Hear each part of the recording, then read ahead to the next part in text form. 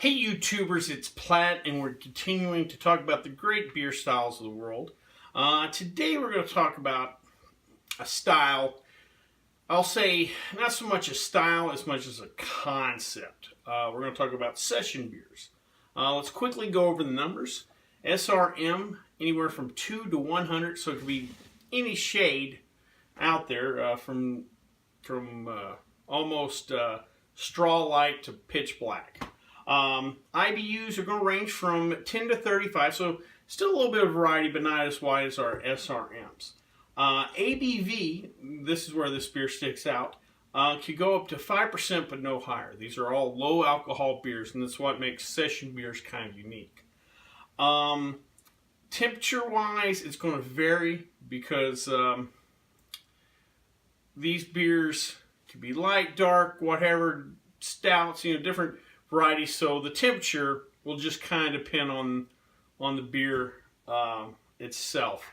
The backstory to session beers and how they kind of came about, there's no 100% history on this, but it's been suggested out there that these beers were created around World War I in England for the factory workers. They worked long days, they would take breaks and go back for second shifts and stuff like that. And they would have breaks and want to go to the pub, want to quench the thirst with a nice beer, but because they had to go back to work, you didn't want them to be too high alcohol. So the brewers created these lower alcohol, very drinkable beers for the workers to enjoy on their time off. Actually, some of the first were bitters, but obviously a light lager fits into that. Actually, again, a stout fits in that. It's under 5% alcohol. So these beers can be different. It's a kind of almost a concept on top of styles. I can take a stout, I can take a bitter, so I can take a light lager and turn it into a session beer. And part of the way they do that is sometimes they'll put a little less malt into the grain bill. That gives less for the yeast to work on, so they don't quite achieve the ABV that you would bigger ales and what have you. Or compared to the high gravity beers. That's probably the term I was looking for. With that, the hop is kind of adjusted in these beers because it's still all about balance.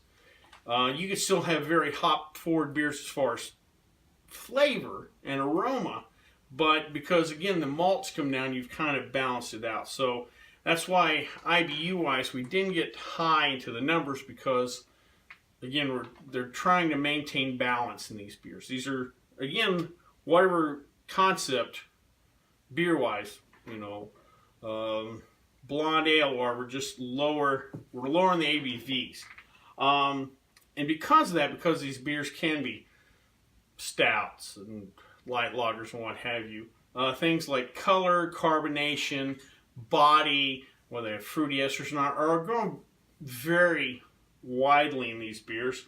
Well, the thing that won't vary though is the alcohol. Again, it's 5% and below. These lower alcohol beers, something that you can have 2 or 3 of and not feel like you're going to blow the evening or have a tough morning. Also, because these beers vary, food pairings. It's just going to be tough to peg down the food.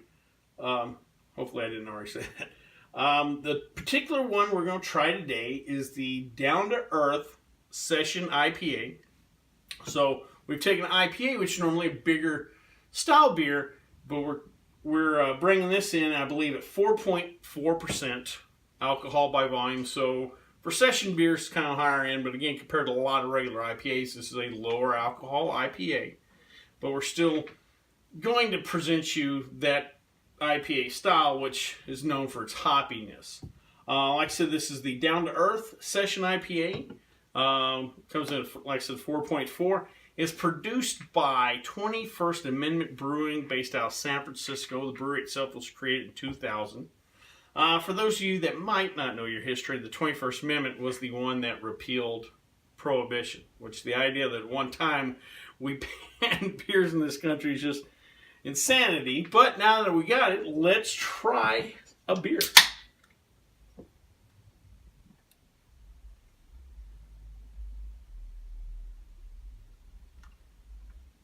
All right, haven't even put my nose into it, and I can already smell the hops. So we're gonna get plenty of hops on this. Nice semi-cloudy beer. We got about a finger of a light creamy head. Let's give her a nose.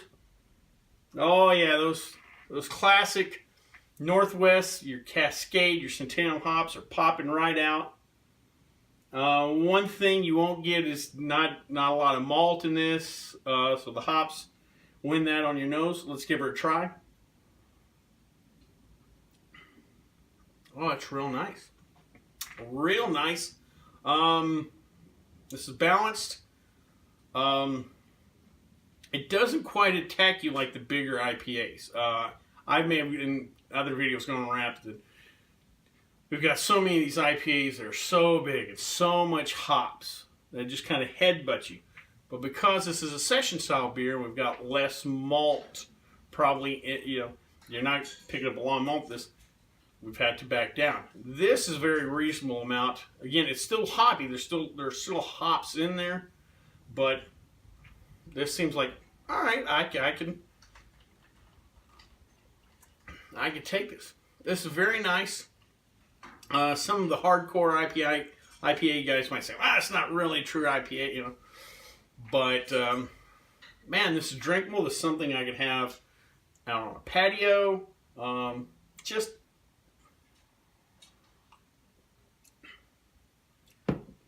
a little bit of malt in there to balance it out, but nice, drinkable. The body is somewhat soft. I'm going to say real soft. There's more to it than drinking a light lager, but man, this is a really nice beer. Something I could probably have 2 at lunch, and you know, go back and do whatever I had to do for the rest of the day or whatever. Really nice, down to earth session IPA from 21st Amendment Brewing. Well, I hope you liked this video. If you did, please subscribe down below. Any questions, comments, or concerns, you can leave them in the comment section, or you can always contact me on the Twitter page. Until next time, bottoms up.